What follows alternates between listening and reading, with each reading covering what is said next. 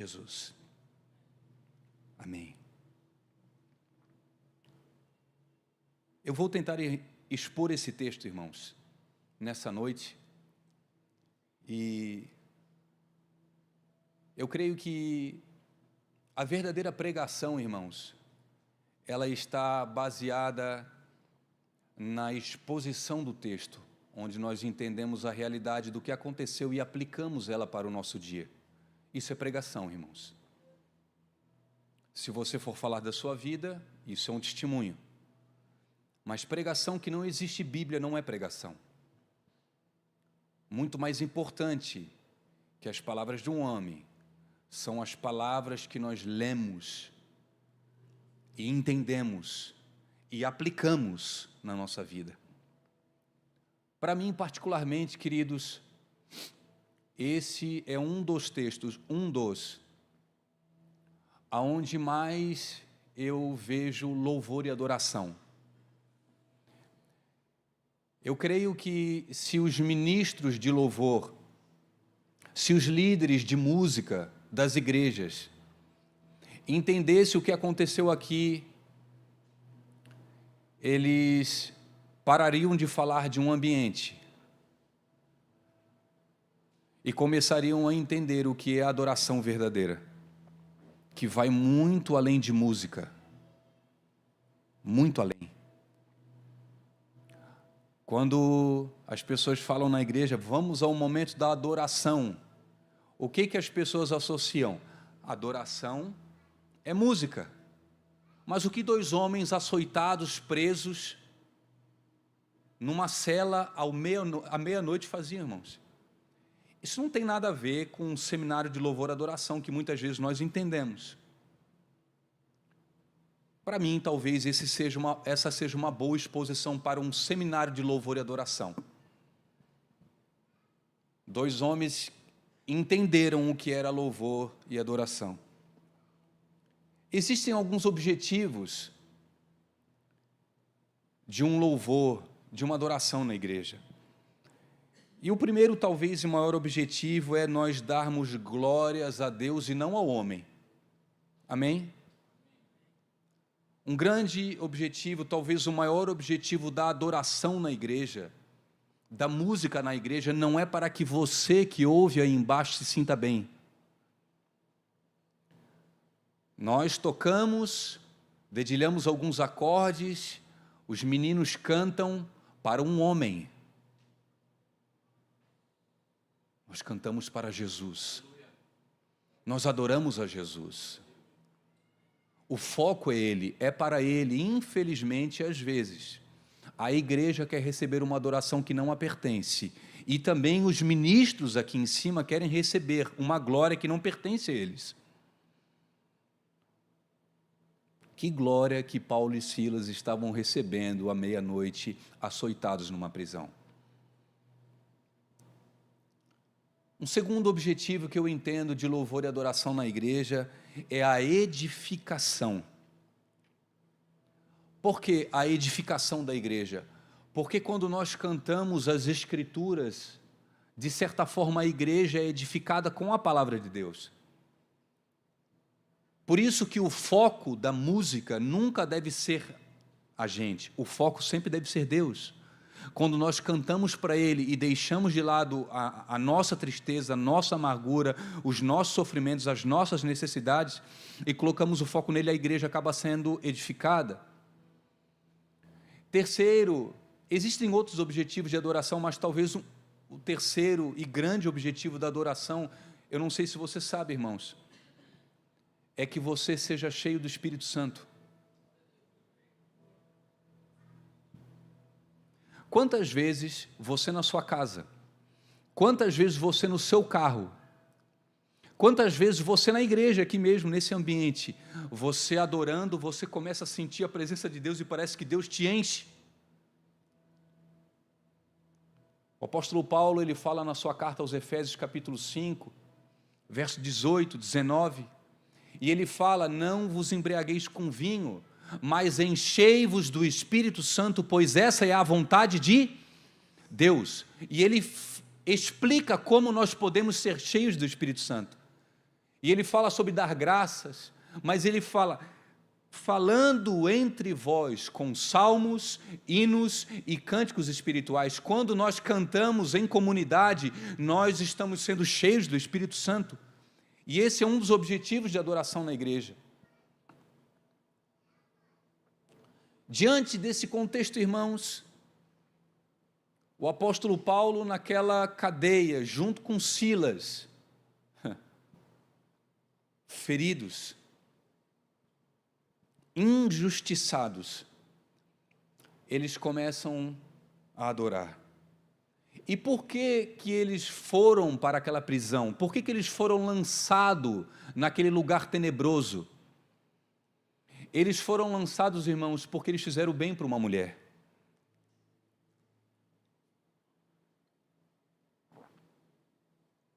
Eles foram presos porque fizeram um bem para uma mulher. E diferentemente daqueles que ainda não conheceram Jesus, as pessoas que vão para as prisões, que vão para os lugares tenebrosos, vão por causa de erros, por causa de delitos, por causa de pecados que cometeram. Então, a cadeia, a prisão, aquele lugar terrível, é uma punição. Deveria ser uma punição pedagógica, mas não é o que nós vemos hoje. Mas para os homens e mulheres de Deus, muitas vezes, esses lugares, irmãos, são preparados para nós porque nós fizemos o bem. Paulo e Silas foram levados para aquela prisão, eles foram açoitados, sabe por quê? Porque eles expulsaram o demônio de uma mulher, e isso interrompeu o lucro dos seus senhores. Eu quero que você guarde uma coisa no seu coração: quando você, em algum momento da sua vida, você fazer o bem para algumas pessoas, esse bem que você está fazendo para alguns vai implicar em mal. Você tocar em algumas casas, você instruir alguns pais a respeito da educação dos filhos, você tocar em alguns relacionamentos de jovens na igreja onde estão se passando, você está fazendo bem. Mas automaticamente, por você fazer o bem, às vezes as pessoas interpretam isso como mal, e às vezes te colocam em alguns lugares, irmãos. Quem aqui foi tentar ajudar alguém em determinado momento da sua vida, a sua intenção era boa, você sabia que ia fazer o bem, mas aquilo foi revertido em mal para a sua vida? Aí o inimigo fala para você assim, ó, nunca mais faça nada. Fica na tua, não ajuda mais, não fala mais, não interfere mais, não se intromete mais, fica na tua, deixa que se explodam. Isso é voz do inimigo, irmãos. Não se envolve mais, sabe por quê? Porque você é mal compreendido, você é injustiçado, porque as pessoas te interpretam mal, não faça nada. Paulo e Silas, após esses constantes elogios, sai! Em nome de Jesus. Quando o Espírito saiu, o dinheiro também saiu, irmãos. E era como se aquele espírito que estava naquela menina, naquela mulher, saísse e fosse para os senhores. Quem ficou endemoniado foi eles. Ficaram irados porque tocaram lucro. Eu aprendo que homens maus são lançados em prisões, por consequência. E homens bons, muitas vezes, são lançados em desertos, em cárceres, em lugares tenebrosos, por um propósito. Não tem a ver com punição, tem a ver com propósito, irmãos. Abre aspas, algumas celas te esperam, mas não é porque Deus está te punindo, é porque Deus está te forjando e tem alguém lá dentro dessa cela que está esperando por você.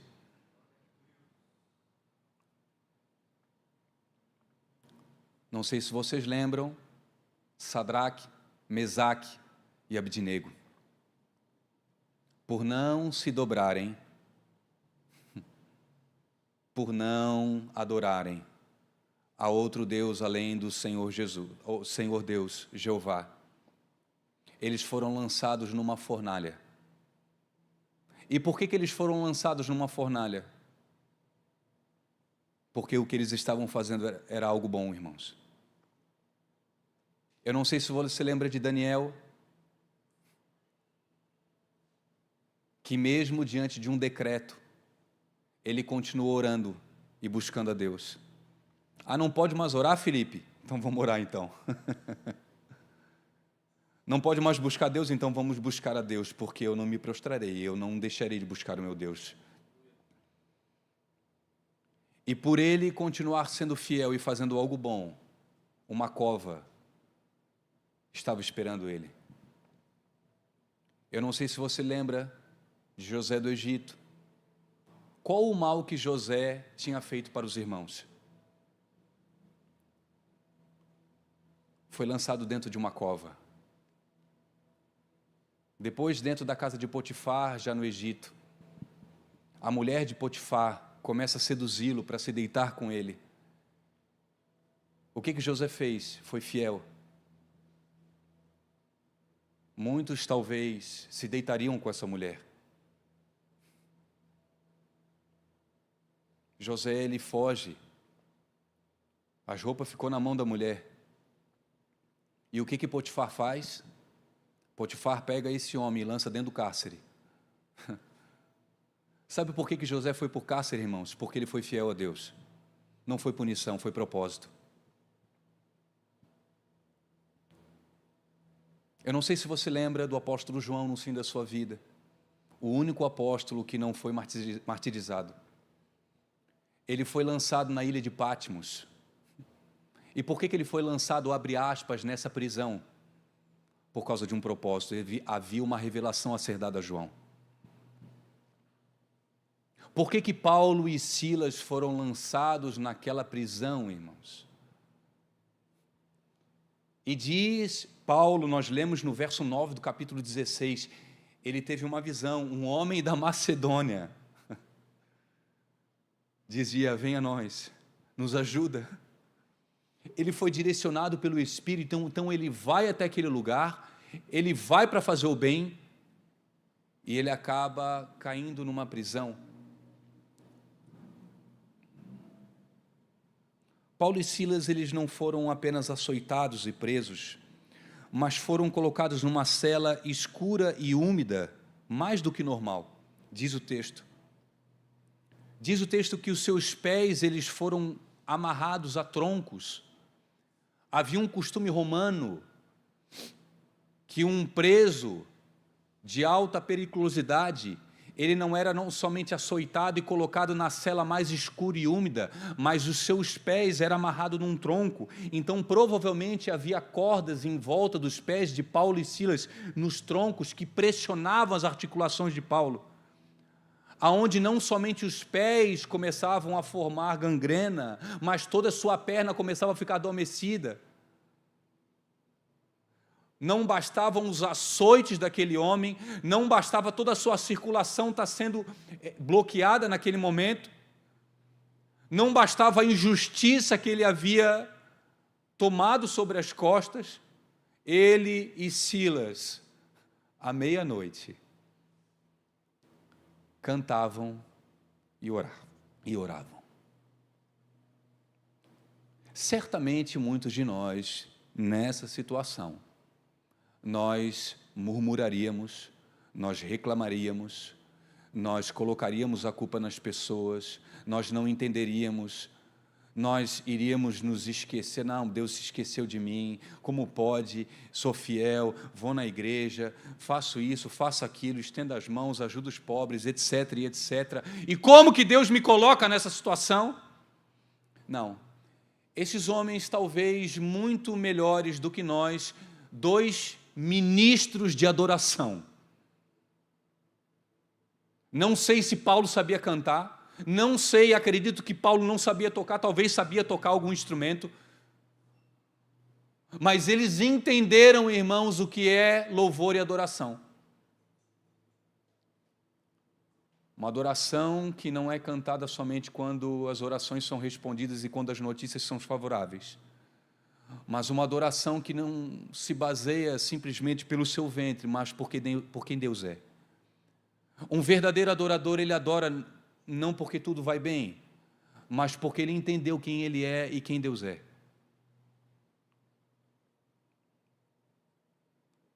À meia-noite, o momento mais escuro. Meia-noite na Bíblia representa o limite da resistência humana, a ausência de recurso humano. À meia-noite, irmãos, não é hora de adorar, é hora de dormir.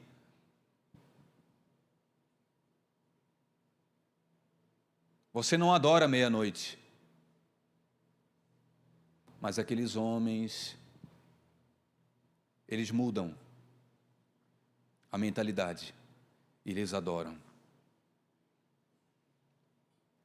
Quer conhecer alguém? Quer conhecer alguém? Submeta essa pessoa a uma pressão.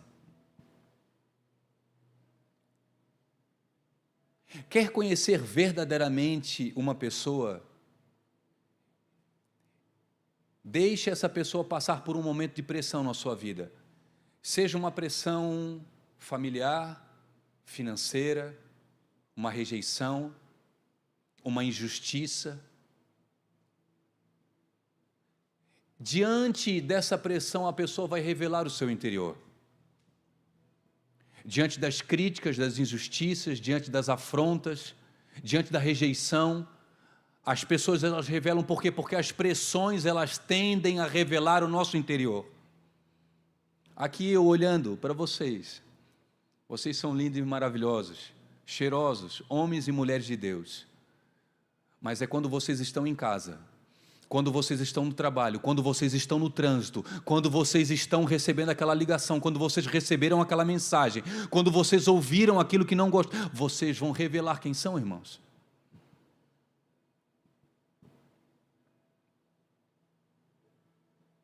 Paulo e Silas cantavam. Eu não sei qual a música que eles estavam cantando, mas eu só sei que essa música tocou os céus, Romualdo.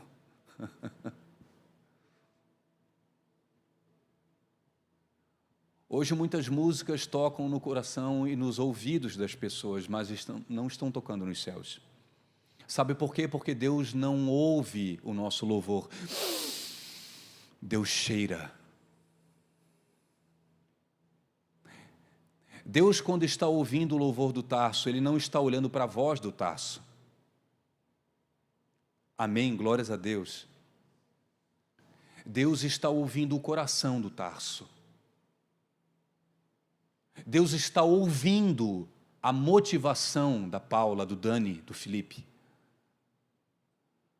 O porquê que nós cantamos. O porquê que nós adoramos. O porquê nós servimos, o porquê nos dispomos, o porquê nós estendemos a mão, porque talvez alguns de nós adoram porque tudo vai bem. E quando tudo vai mal, e certamente existem momentos na nossa vida onde nós estamos em cima e outros embaixo, nós desanimamos, nós reclamamos, nós murmuramos. Eu sou jovem ainda, irmãozinho, inexperiente, mas já estou há algum tempo dentro da igreja evangélica. E a gente se depara com muitas pessoas que oscilam. Quando são aplaudidas diante, agora eu entendo espiritualmente o que eu estou falando, quando são aplaudidas diante daquilo que estão falando, tocando, fazendo, servindo, elas adoram. Mas quando elas não recebem esses mesmos aplausos e eles vêm encharcados de crítica, de rejeição e de indiferença, essas pessoas param, desistem, largam. Sabe por quê? Porque não estão adorando a Deus, estão adorando a si mesmos. O motivo da adoração não é Deus, o motivo da adoração é o seu ventre. Então, se eu estou bem, o meu Deus recebe o louvor. Se eu estou mal, o meu Deus recebe a minha murmuração. O meu Deus recebe a minha ingratidão, a minha indiferença.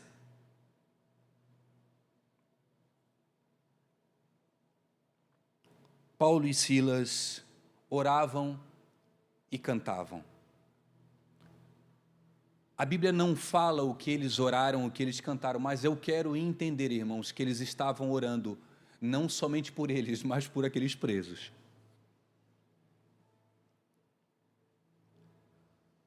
Eles estavam, talvez, vamos supor, irmão, a gente não pode falar, mas vamos supor que eles estavam orando por aqueles que açoitaram eles.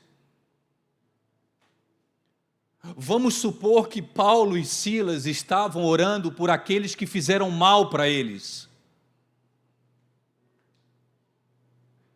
Não foram homens que falaram que você é isso, ou você, não foram homens que açoitaram eles.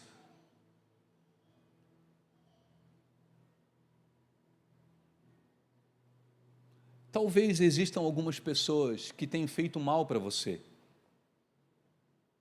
Talvez não, certamente todo mundo passa por isso, irmãos. E qual a sua postura diante desse açoite? Você ora e adora? Ou você muda? Paulo e Silas, eles oravam. E diz o texto que nós lemos aqui: enquanto Paulo e Silas, eles oravam e cantavam, os outros presos ouviram. Sabe por que os presos ouviam? Porque as pessoas em sua volta sempre vão ouvir aquilo que você está cantando.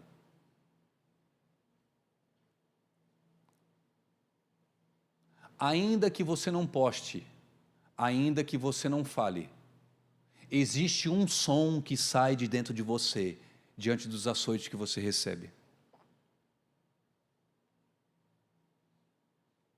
Esse som pode ser adoração, ou esse som pode ser murmuração. Você pode olhar para Cristo, ou olhar para as suas feridas. Você pode entender que isso é um propósito, ou você ouvir Satanás, que isso é uma punição. Eu não sei se Deus está falando com alguém aqui, irmãos.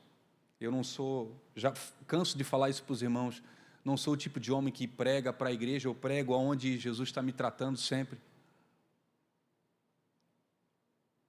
Talvez você, nessa noite, está se sentindo dentro de uma cela, açoitado e ferido. E nessa noite existe um som que pode sair de dentro de ti. Você olhar isso como o fim ou como uma oportunidade de algumas pessoas ouvirem.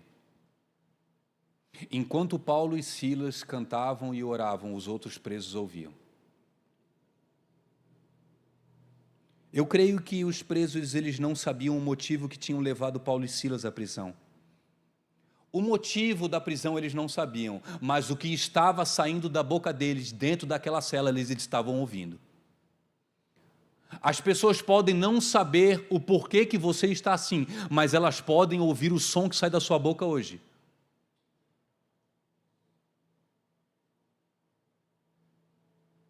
Ah, mas ninguém me ouve. Te ouve sim. Ninguém se importa comigo? Se importa sim. Existem pessoas rodeando a nossa vida, ouvindo. E eu creio que naquela cela não haviam somente pessoas, mas haviam anjos. O próprio Deus estava ouvindo o que saía da boca de Paulo e Silas. Há poder na oração e no louvor, diante dos cenários ruins que nós vivemos. Eu quero repetir, irmãos, há poder na oração e no louvor, no cenário ruim que nós estamos vivendo. O seu coração não vai querer orar e louvar e adorar. Mas há poder nessas palavras. Quantas e quantas vezes, irmãos, o desejo do meu coração é murmurar e reclamar. E eu ouço o Espírito Santo, fica quieto, não fala nada. só canta. Talvez os momentos, irmãos, aonde eu mais pego meu violão em casa, é nos momentos mais difíceis. Eu não tenho muitas coisas a falar, mas eu tenho alguns louvores que eu sei, irmãos. Eu dedilho alguns acordes no violão, sozinho. E existem pessoas ouvindo isso que você faz, querido. Sabia? Lavínia, nossa filha, a maior cantora que existe, irmãos. Não existe um banho da Lavínia que ela não fica cantando o banho todinho, irmãos. A Lavínia, ela canta o dia todo dentro de casa, louvor e adoração, o dia todo. E eu te pergunto, aonde que ela ouviu isso? É o Luiz e o Isma que estão ensinando ela. Ela vem aqui na igreja uma vez por semana, irmãos. Mas dentro de casa tem todo dia um pai ou uma mãe que tenta instruir, que ensina com exemplo. Às vezes esse exemplo não é tão bom, mas tenta instruir, irmãos. Os teus filhos, eles fazem aquilo que eles ouvem você fazer. Os presos ouviam. Os presos ouviam. Eu entendo que muitas pessoas lá fora, eles não precisam mais de uma pregação. Sabe o que eles precisam? Eles precisam de um louvor teu à meia-noite. As pessoas já ouviram falar de Jesus, Pedro? As pessoas já receberam rios no Instagram, já. As pessoas já receberam pregação do David Leonardo. Já ouviram falar do Evangelho? Mas um louvor à meia-noite elas nunca ouviram. Existem presos que estão esperando ser libertos pelo poder da oração e do louvor que vai sair da sua boca. Talvez você esteja num cenário, nesse momento, na sua vida de prisão. E o inimigo está te tentando para que você murmure. Deus está te falando nessa noite, abra a tua boca, ore e louve. Não importa se você não está vendo o sol brilhar, não importa se é escuro, não importa se tem nuvens, não importa se é meia-noite, adore! Adore ao Senhor. Mas eu não sinto nada, pastor Dani. E aí, meu irmão, o louvor não é para você sentir alguma coisa, o louvor é para você tocar os céus. O louvor é para os presos ouvirem.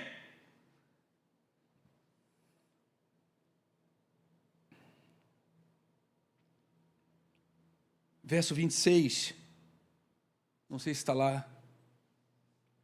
E de repente, depois desses louvores, sobreveio um tão grande terremoto que os alicerces do cárcere se moveram, irmãos. Olha aqui para mim agora, parte A do versículo 26. Irmãos, eu adoro expor, eu amo a Bíblia, irmãos.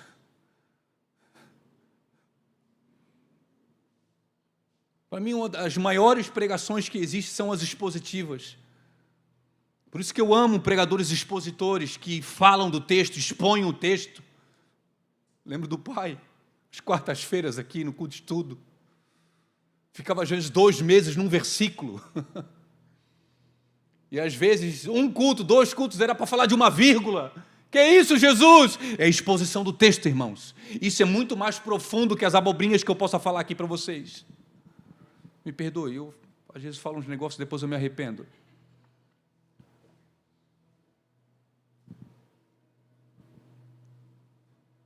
E de repente sobreveio um tão grande terremoto que os alicerces do cárcere se moveram. Irmãos, vamos olhar aqui essa parte do texto.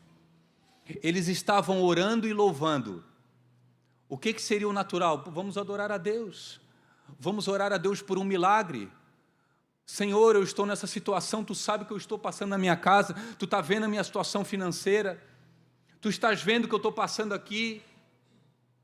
Olha a minha saúde, Senhor. O que você espera diante da saúde? A cura. O que você espera na situação financeira? Um Pix. O que você espera num problema familiar? A resolução do problema. Mas enquanto eles oravam e cantavam, os alicerces do cárcere se moveram, houve um terremoto. Ou seja, meu Deus, eu estou adorando e eu vou morrer. Um terremoto e as colunas começaram a se mover, ou seja, o teto vai cair sobre nós. Era de pedra, irmãos. As celas, muitas vezes, na Palestina, elas eram profundas. Nós visitamos algumas celas lá em Israel. Quando o alicerce se move, ô Romo, as colunas se movem, o teto vai cair, ou seja, a pedra vai cair sobre a sua cabeça e você vai morrer. Quem aqui, diante de um cenário difícil, começou a adorar e orar e parece que o cenário piorou? Eu acho que sou só eu, vocês nunca passaram por isso, certamente. Quem aqui começou a orar e parece que a notícia piorou? Deus vai enviar um anjo. Então o anjo vai vir, como fez com Pedro, né?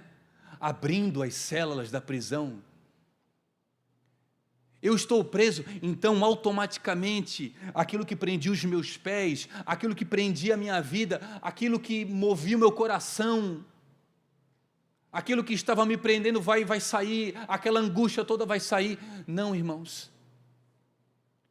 Enquanto eles oravam, o cenário piorou. Momentaneamente. Aquele terremoto, na verdade, era algo bom, irmãos, porque foi o terremoto que fez as celas se abrir, porque os alicerces se moveram, a cela se abriu. Deus está movendo alguns pilares na tua vida. Deus está movendo alguns alicerces na tua vida e você está achando que é o fim. Deus está dizendo, não é o fim, é o começo do milagre. Você está achando que o teto vai sair sobre a sua cabeça. Não, o teto não vai cair, você vai subir. Você está achando que é o fim. Não, não é o fim, meu filho. É só o começo daquilo que eu vou fazer, no propósito que eu tenho para a sua vida. Diz o texto que os alicerces se abriram, no verso 26, e logo se abriram as portas e foram soltas as prisões de todos. Uau! Como eu amo a Bíblia. A oração que eu fiz, o louvor que eu produzi, trouxe liberdade àquelas pessoas que estavam em minha volta.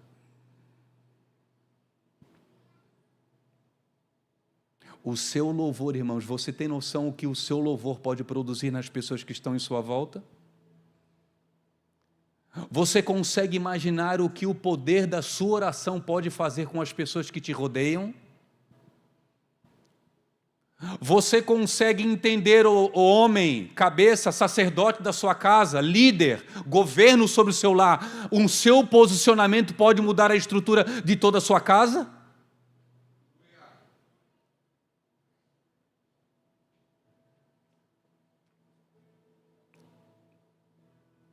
Verso 27. Acordando o carcereiro e vendo abertas as portas da prisão, tirou a espada e quis matar-se, cuidando que os presos tinham fugido. Mas Paulo clamou com grande voz, dizendo, não te faças nenhum mal, que todos aqui estamos.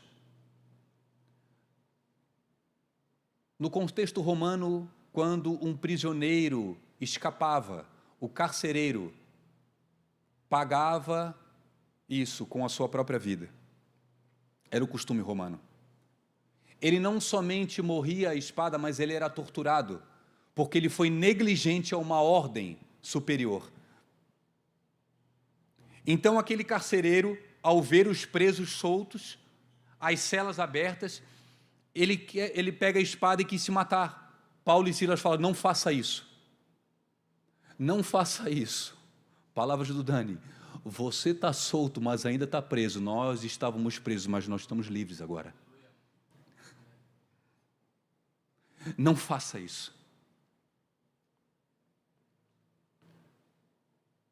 É o diabo falando a um perdido que não conheceu Jesus ainda: agora é o teu fim, tira a tua vida, porque não tem mais o que você fazer.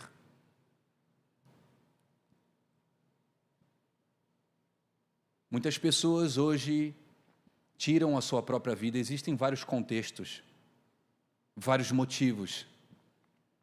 Mas uma das maiores razões para as pessoas tirarem a sua própria vida é que eles não veem mais solução diante dos problemas que vivem. O dinheiro não pode solucionar, a família não pode solucionar, o trabalho não pode solucionar, as relações não podem solucionar. Nada. Não existe mais sentido de eu viver. Eu quero te dizer em nome de Jesus, e talvez essa mensagem nesse momento não seja para você, mas para alguém que você vai falar: existe sentido na vida daqueles que ainda não conheceram a Cristo. E você, Paulo e Silas, que são porta-vozes dessa mensagem. Existem muitos carcereiros, abre aspas, que estão com a espada, querendo tirar a sua vida. Não existe mais sentido na vida deles. E o sentido vai vir pela pregação e exposição do Evangelho que vai sair de você. Vai sair da sua boca. Ah, mas poxa, Dani, eu não sou nada, eu sou isso, eu sou aquilo. Irmão, você é um discípulo de Cristo. Você é um embaixador de Cristo nessa terra. Você é um representante de Cristo. Existem vizinhos que estão esperando largar a espada quando eles ouvirem de você, Paulo e Silas. Existem pessoas no teu trabalho que vão largar a espada e deixar de fazer uma tragédia quando você, Paulo e Silas, abrir a boca. Existem pessoas na tua família que você está querendo trazer na igreja e eles não vão vir na igreja. A igreja precisa ir até eles. O Evangelho precisa ir até eles.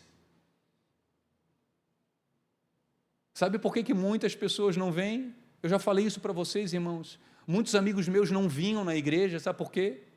Porque eles não viam a igreja em mim. Quantas vezes eu quis trazer as pessoas na igreja, eu convidava, as pessoas não vinham. E eu ficava indignado, Jonas. Mas por que não vem, cara? Eu convido, as pessoas não vêm, não vão vir por um convite. As pessoas vão vir quando elas enxergarem algo em você. Quando elas veem o Evangelho de Jesus Cristo sendo pregado na barbearia. Quando elas enxergarem Jesus Cristo, muitas vezes de boca fechada, essas pessoas vão querer o Senhor. Vão largar a espada e vão procurar o Evangelho. Verso 30. Verso 29, irmãos, por favor. E pedindo luz, saltou dentro, e todo trêmulo se prostrou ante Paulo e Silas. E tirando-os para fora, disse: Senhores, que é necessário que eu faça para me salvar? O que é necessário? Essa pergunta, quando nós analisamos o contexto do texto, a gente percebe, talvez inicialmente, um desespero pela vida carnal. O que eu preciso fazer para me salvar, já que os meus superiores vão me matar diante disso que aconteceu? Os presos foram soltos. O que eu preciso fazer? Mas quando nós analisamos a resposta de Paulo e Silas no verso 31, nós percebemos que a pergunta não era somente a respeito da vida carnal, física, mas a respeito da vida espiritual, de uma salvação, algo que vai além desse mundo.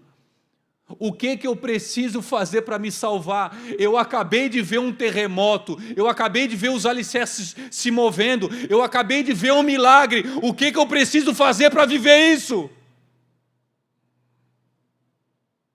O que eu preciso fazer para ter isso que vocês têm? Vocês estavam condenados e Deus libertou vocês. O que eu preciso fazer para ter essa liberdade?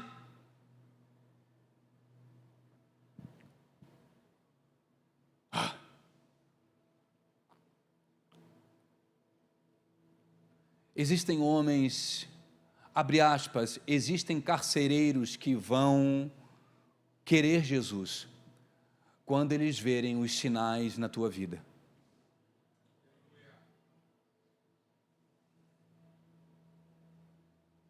Eu fui muito feliz, irmãos, e eu falei isso. Eu já falei isso algumas vezes.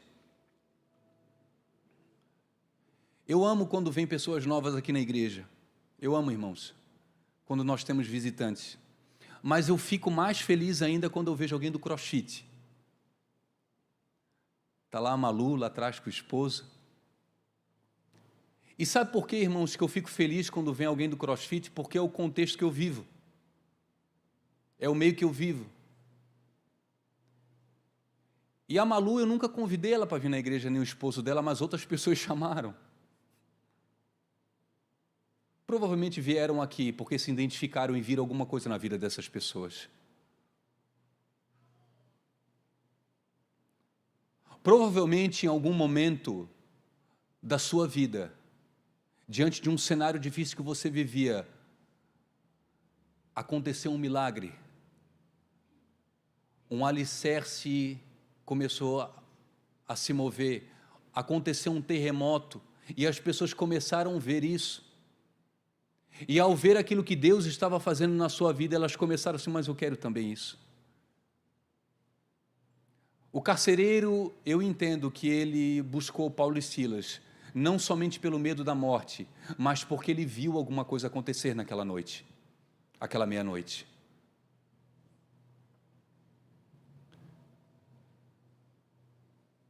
Paulo e Silas então respondem, crê no Senhor Jesus Cristo e será salvo tu e a tua casa.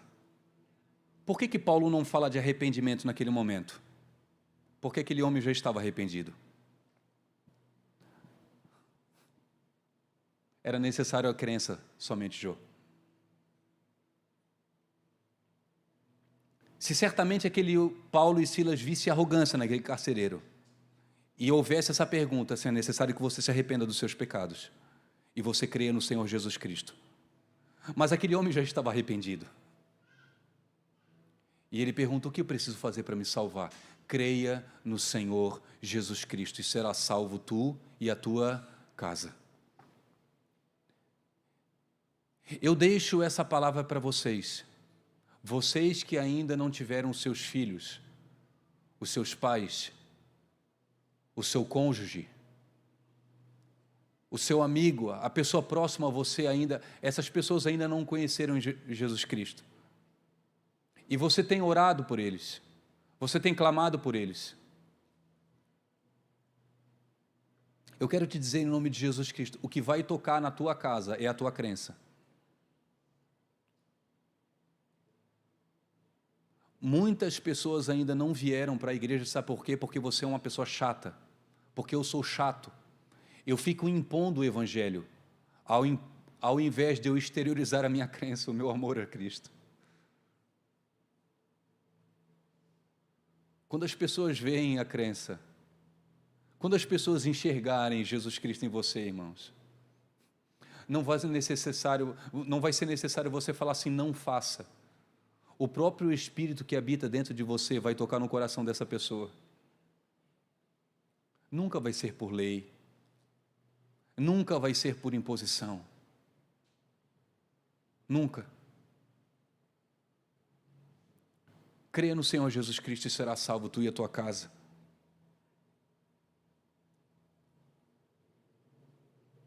Verso 32, eu estou encerrando, irmãos. E lhe pregaram a palavra do Senhor a todos os que estavam em sua casa. Você crê, irmãos, mas a crença vem por quê? Pela exposição do Evangelho. Eu não sei se vocês lembram, Atos capítulo 10, se eu não me engano, da passagem de Cornélio, um homem temente a Deus que fazia esmolas e as suas orações subiam até Deus. Aquele homem era mais santo que eu e você junto, irmãos. Só que era um romano, centurião, discriminado pelos judeus. Um anjo aparece para ele e fala o seguinte, chame a Pedro. Por que chamar Pedro? Se a oração dele subia, as ofertas dele subiam como incenso agradável a Deus. O cara tinha relacionamento direto, mas a salvação, irmãos, ela vem pela exposição do Evangelho. Então Paulo viu arrependimento e crença, mas foi necessário expor a condição do homem e o que Jesus Cristo fez por ele na cruz.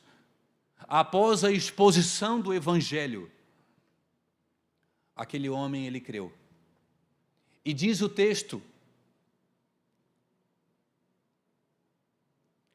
verso 33, e tomando-os ele consigo naquela mesma hora de noite, lavou-lhe os vergões, e logo foi batizado ele e todos os seus. Parênteses aqui, irmãos.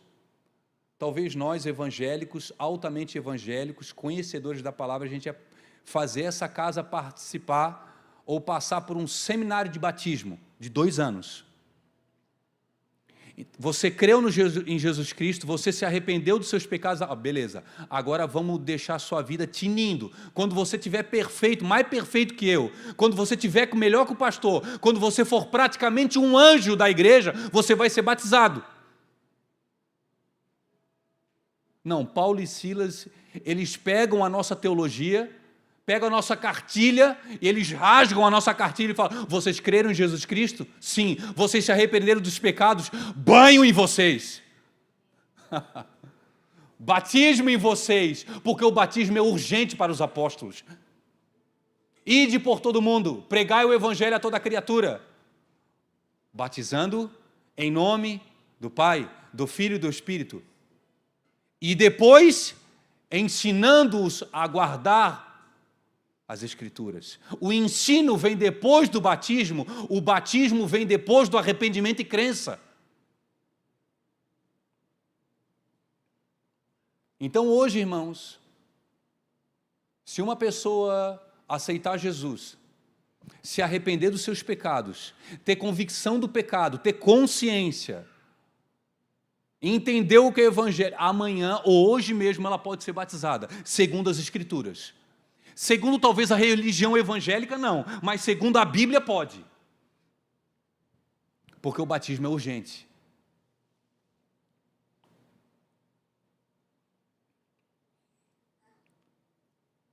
Então, verso 34, levando-os à sua casa, lhe pôs a mesa na sua crença em Deus, e alegrou-se com toda a sua casa.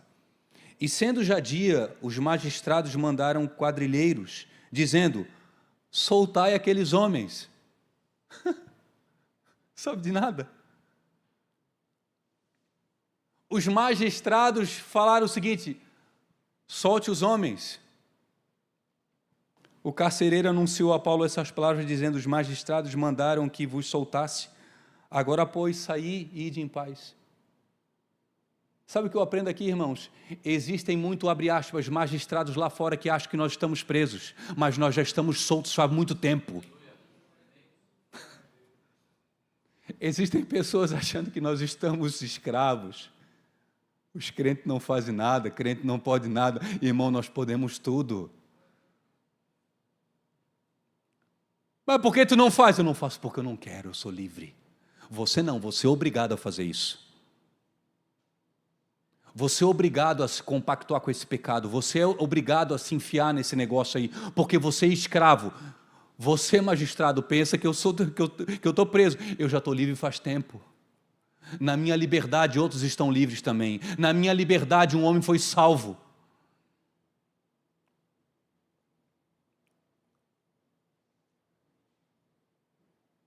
Sabe por que Jesus, ele te leva para algumas prisões? Sabe por que Jesus submete você a alguns desertos, algumas celas? Sabe por que algumas fornalhas esperam você, Sadraque, Mesaque e Abdenego? Porque existe um carcereiro. Existe um carcereiro querendo Jesus. Eu queria que você se colocasse de pé em nome de Jesus Cristo. E eu termino, irmãos, lendo esse versículo, verso 9 de capítulo 16, Romero.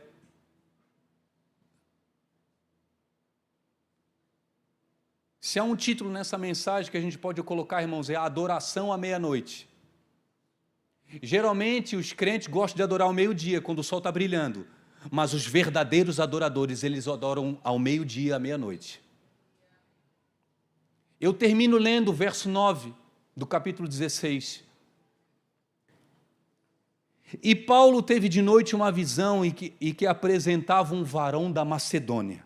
Ele rogava dizendo: passa a Macedônia e ajuda-nos.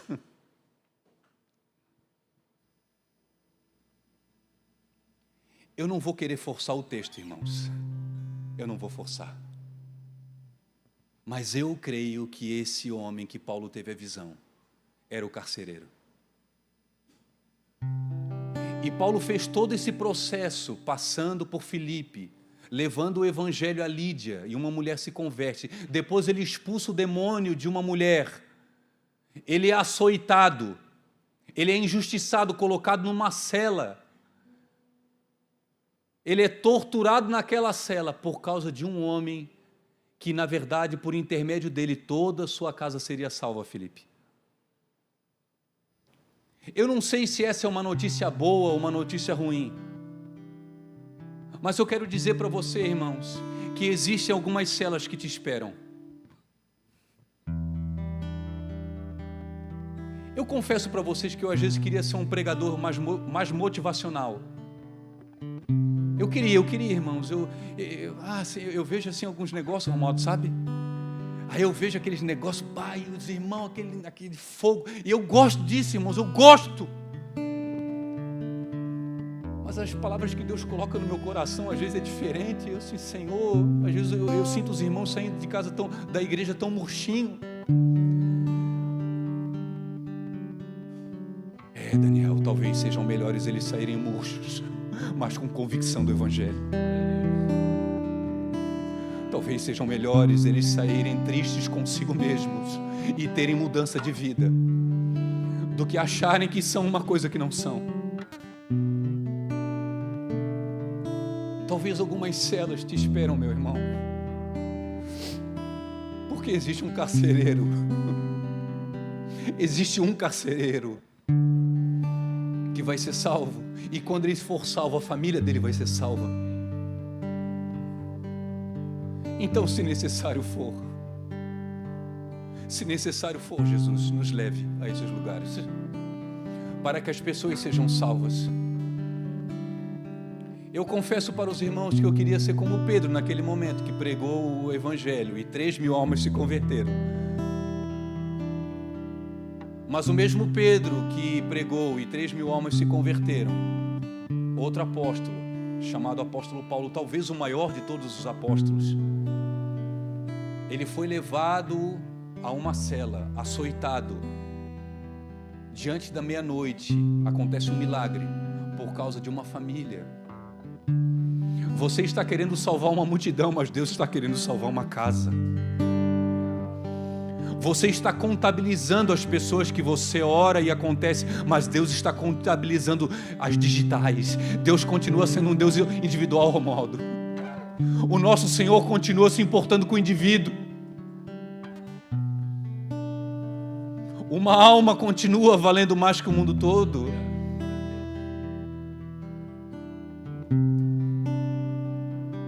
Os céus, eles não contabilizam uma igreja cheia. Os céus, eles contabilizam corações arrependidos. Que essa igreja, em nome de Jesus, Sérgio, seja cheia, que nós venhamos sair daqui, mas formada de corações arrependidos e prostrados de convicção do evangelho. Que essa igreja não seja a igreja de um homem, mas de vários homens. Que os dons sejam espalhados pela igreja, que uns ensinem, que uns curem, que uns profetizem, que uns repartam. Que em nome de Jesus o evangelho do Senhor seja exposto nessa congregação. E se necessário for, nós seremos levados a esses lugares. Feche os teus olhos em nome de Jesus. Enquanto o Luiz ministra uma canção, eu quero orar com você. Você que sentiu que essa palavra falou contigo. Você que está precisando de um milagre. Talvez você está no meio de um cárcere. E você tem sido tentado a murmurar, a reclamar, não a orar e louvar. Talvez você tenha louvado e orado e você está vendo algumas manifestações que não são favoráveis. É como um terremoto. Você pediu e parece que você está no meio de um terremoto. É numa tempestade. Você pediu bonança e tem uma tempestade. Permanece nesse lugar, irmãos, porque algo vai acontecer. Permaneça nesse lugar. Eu quero orar contigo juntamente com os pastores, com os meus amigos, os diáconos. Vamos orar em nome de Jesus.